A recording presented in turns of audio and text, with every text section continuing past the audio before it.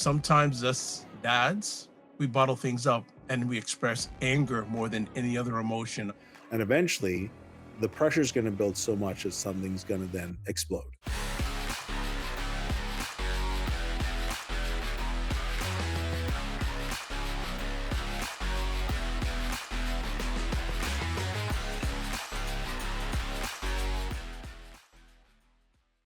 Have you ever had your child melt down over something small and you had no idea how to help? So, welcome to the Dad Central podcast. It's a parenting podcast to reduce stress and build confidence in fatherhood. And our show is sponsored by Dove Men Plus Care. Dove Men Care Plus Care believes, man, if I ever get it out, that care is the best of a man because when men care for themselves and others, there's a positive impact. Drew, what's going on today? The growth is coming back. It must mean it's getting colder. It is getting colder, but at least the sun's out and I'm still able to get outside and do some things either in the yard to the house or just enjoy being outside with the kids. So, and Kristen. So, yeah, it's the growth will be here for a little while. So we'll see what happens. Who knows? Good. Maybe I'll actually grow the full beard this year, and maybe I'll make it through. And winter time, I'll be like, this is a legit beard. Maybe eventually, but who knows? Excellent. Well, today we're going to be talking about emotional literacy for dads and kids. And just to lay some foundation, I want to acknowledge that most dads weren't taught how to express feelings themselves. Yet the kids need them to model it. So we're going to be setting a theme today about learning emotional literacy. Together can strengthen connection, reduce stress, and help dads raise resilient kids. So we have a definition here that we want to share with the listeners and viewers. Emotional literacy, Ed, can I pop in quickly? yeah, It's also good for dads. So I know our focus is helping raise our kids to be more emotionally literate, but the reality is there's a significant benefit for dads in recognizing, processing, and communicating our emotions in healthy ways. We'll talk more about that. I just want to get in there. no problem. So I just wanted to share that literacy simply means being able to notice, name, and manage emotions. And research shows that kids who can talk about their feelings are better at problem solving, handling stress, and building relationships. And then we connect it back to dads, where Drew just mentioned, modeling this skill is powerful, even if you didn't grow up with it. So, Drew, before we get into we'll actually do three things we're going to chat about today: dad and their own big feelings. We're also going to chat about helping kids with big feelings. And then finally, building everyday emotional literacy habits. So, before we get into our three segments, any general comments before we get into it? I think general comments are that as an adult, I began to recognize, especially after having kids, I wasn't very good at this. I wasn't very good at knowing what I was actually feeling, and that led to some issues. I also began to recognize that my partner at the time was not very good at it at all either. And so, in terms of if we wanted to have kids who were more emotionally aware, we had a lot of work to do ourselves.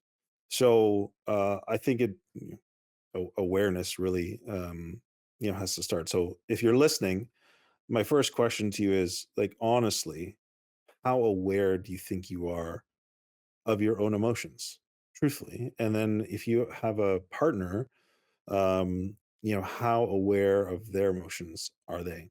If you are, that's great. But if you're not, I think it's important that we start there, just awareness. So those are just some quick comments. Okay. So, let's first kick it off with our first segment: dads and their own big feelings. What do you have to say about that? I'm going to start by this to give some credence to why you should even pay attention to this. So, one, if you want to be healthy, you really got to deal with it. Stress and negative emotions can impact your heart, your immune system, and more. It's not about just dealing with feelings as touchy feely. It's actually about tangibly, measurably improving your physical health. The other thing is, if you want to have good relationships, you have to know and understand what you're feeling to be able to communicate it in a reasonable, respectful, healthy way to the other person you're in a relationship. And you also have to be able to be willing to hear, accept, and communicate empathy or understanding of another person's emotions. It'll result in a better relationship. The other thing is, in terms of our kids, we have, in terms of guiding them, they respond much better when they feel understood. We're going to get into that more. And the other thing is, when you free up, and emotions, I describe them as like energy inside your body. When you process them, that energy is then freed and released, so you can actually commit your energy elsewhere to things that matter, that are important. But when you bottle those emotions up, they become like, like that pop can that you shake up. And eventually the pressure is going to build so much that something's going to then explode. And that's typically what we sometimes see when the straw that breaks the camel's back and we explode. And you're like, what just happened? Well, it's because you haven't been dealing with it. So you free that stuff up, you'll have more energy, you have more focus. And that's really important in terms of your ability to show up in a healthier way for your family and support them in developing that. So those are sort of my four things that I think are really important dads need to know on why this stuff really matters. It affects your health, it affects your relationships, it affects your energy and your focus. So it's a really important topic to address. Yeah, I'll certainly add on to that a little bit in regards to, you know, sometimes us dads, we bottle things up and we express anger more than any other emotion. A number of dads that I've helped over the years, when I first chat with them, anger is their easiest emotion. So if you are in that zone at this present time, take a look and take that self-examination of, your emotions. There's also unspoken emotions like stress, irritability, withdrawal. You need to take a look at that, either themselves or with some help. Take a look at those emotions and see how they can be channeled in a positive way. And a simple tool that we can recommend here is pause, name, breathe. So pause. Ed, I'm gonna interrupt, uh, and I'm gonna respectfully rename this. And I think stop, drop, breathe is more appropriate. So I apologize. I should have mentioned to you that before. So stop, drop, and breathe is you have to stop everything what you're doing.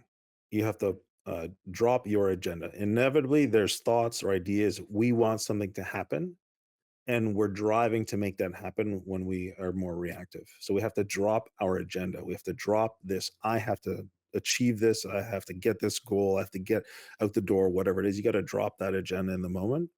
And then you have to breathe. And it's not just one breath, it's like 3 to 5 deep breaths so that you can shift from reactive, your autonomic nervous system, to I think your sympathetic nervous system. And breathing is one of the only but most powerful ways to do that.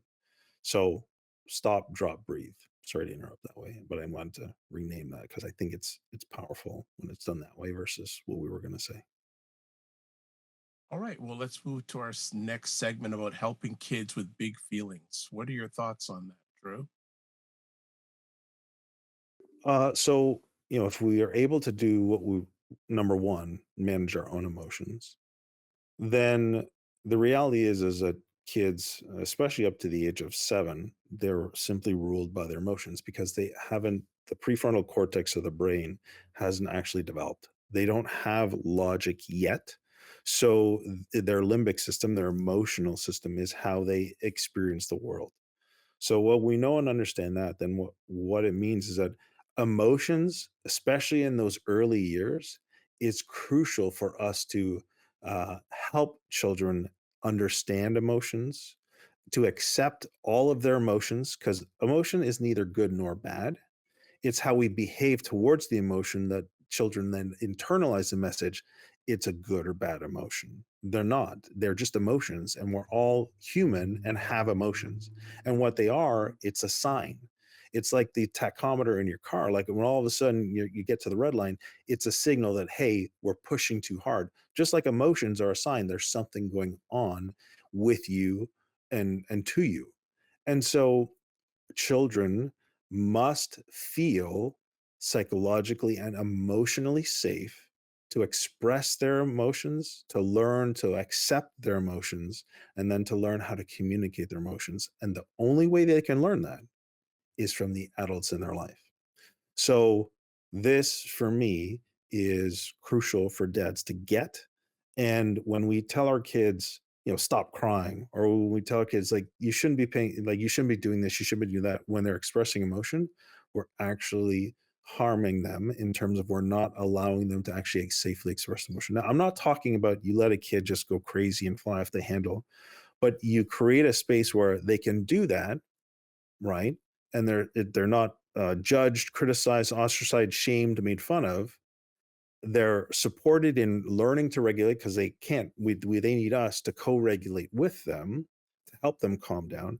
And once they're calm, once they're out of the fight or flight reactiveness that rules kids because they don't have that, younger kids in particular, then and only then can we start to begin talking to them about, wow, you were really angry at your brother for taking your toy, weren't you? Yes. Okay. And what were you feeling when that happened? Oh, you're probably feeling disappointed, or you're probably feeling scared you wouldn't get it back. Like you help them learn to understand and recognize what was going on for them, and then you teach them, say, okay, well, when you feel scared, what can you do? And you can give them a tool, right? So you help them learn to name their feelings, right? And then once you name your feeling, then you can figure out, well, what do I then do with it, right? So I think these are important elements when it comes to helping kids with our big feelings. We have to, one, accept all of their feelings and not make them feel that they can't have those feelings. And then we have to help them understand them, accept them, and then come up with ways to communicate them in better, healthier ways. I mean, there's a lot more involved, and we've got a resource at the end we'll talk about, which is built from our dad's roadmap, which really talks and goes more into depth about this. So I have to pull myself back and say, well, let's shift and move forward and um, give that resource at the end. Yeah. Only thing I'd add on to what Drew shared with us is just stressing the importance of empathy. We need to realize that kids need to feel understood first. Understanding is so, so important, not only in our communication with ourselves, with our kids, but just in general. Understanding makes the road so much smoother along the way. And our And last here's the set, thing, go ahead. as a dad, that can be challenging because toddlers don't make any sense at all. Yeah. And most dads are somewhat rational, logical in some way, and we're adults, and so we built that. So, when the toddler throws himself on the floor and like you're giving them the thing that they want, but then they take it and then they throw it and they throw themselves on the floor, you're like, that makes no sense. Or when it's like they want something, but then they do the exact opposite. You know, this is the challenge of fatherhood in terms of we have to regulate our own emotions first, not freak out, not get irate, not feel, and recognize that this is developmentally appropriate for children at various ages, that they're not able to regulate themselves. And so, anyways, this is an important learning area. So I'll stop there though. But All right, let's move on to finally building everyday emotional literacy habits. yeah, I'll let you start this time since I've been talking too much this time. No, it's okay. I one of the things, and it's actually really comes up that I do with dads to just in general that I'm helping with is daily check-ins, and just a short little check-in saying, "How are you feeling today on a scale of 1 to 10?" Whether not only with yourself but with your kids, how are you feeling today on a scale of 1 to 10? Simple but powerful question, and for me, anything 8 or below is going, why are you saying that number? 8 and above, I'm good with, but 8 and below, hmm. So, Drew, what have you used, or do you use, or think about using when talking about emotional literacy habits? Yeah, there's a dad in our community who he's got a great tool. So the 1 to 10 is fantastic. I think that works especially when kids are a little bit older. Certainly with dads, it can work. But when you have younger kids, you know, like a simple three-color classification: green, yellow, and red. Right? If you want, you could throw a blue in there as well. But simple green, red, and yellow, helps children begin to self recognize or have a classification system say, well, I'm feeling really in red right now. And red is like angry, upset, whatever. Whereas green is like happy, joyful, they're content. And yellow is kind of in between. Maybe they're irritated, they're annoyed, they're hungry, those are the types of things. So to me, age and stage appropriate classification systems, I think really helps. One of the most valuable resources I found is a book called What Am I Feeling? It is by Dr. Josh and Christy Staub. And I read it to my kids from the time I found the book, even up until last year. I'm sure I read it to my kids, and they're 12 now. And so the reality is that it's a great resource, a powerful story, but with simple principles, it really helps children understand, that a feeling is just a feeling and it's not in control of you. And that when you name your feelings, that they lose their power over you. And so there's really great messaging and things that you can take away. And so I think that's a great one. Sometimes there's great, it could be YouTube video, it could be a movie, but I would say typically the YouTube videos are shorter content, again, depending on the age of your kid. But books right from birth early on have been really great resources for our family, I'd say. But ultimately, at the end of the day, there's a old adage that much more is caught than taught. And so the reality is that the more we model it ourselves in our relationships with, for Kristen and I, or in my relationship with each of the children, we have to model it. They have to see it in action in real life before they'll actually begin to internalize themselves. Good. That's good. Only thing I would add, especially in the area of emotional literacy habits, is small moments add up. As always, I always say to people, it's the little things that make or break the vine. Because when we reach our big thing, it took a lot of little things to get there. So small emotional literacy moments, things get better and better along the way. And as Drew said, also age appropriate, very, very important. What you use emotional literacy wise with a toddler is not what you use with a 13 or 14-year-old. So it's really, really It depends important. on the maturity of the Yeah, and 13 or mature. 14-year-old. Yep. There you go. Uh, There you uh, go. I say that because sometimes I'm living it. I'm like, the 2-year-old is better than the 15-year-old at certain things. You're like, what? How is that? Anyways, I digress. No problem. So Oh, I as think one thing I'll add, Ed, is that you typically end off the show. Remember, give yourself grace. I think in this area, dads, you know, grace is really relevant and important. Both giving yourself grace, your partner grace, especially if this is new to you or something that you're not familiar with or you have never seen modeled. You know, every single step in the right direction is positive, even if it's 10 steps that don't go that way. If you've taken one out of those 10, that's good too. Just keep taking that one step. Keep taking that one step, and in this area, it will pay off. I can guarantee you that. all right, as we wrap it up today, we covered three things: dads in their own big feelings, also helping kids with big feelings, and then finally building everyday emotional literacy habits. So our takeaways, remember, one, emotional literacy starts with dads. Notice, name, and breathe through your own feelings. Stop, drop, Number, and breathe. yeah. And then number two, kids need help putting words to their big feelings. Validation comes before solutions. And then number three, everyday practice builds resilience, trust, and stronger connections between dads and kids. So remember, big feelings aren't the enemy, they're the doorway to connection. And then a challenge for dads this week: try naming one of your own feelings out loud and invite your child to share one of theirs. And then remember that dads don't have to be perfect, they just need to keep showing up. Drew, what resource would you like to share with our listeners and family today?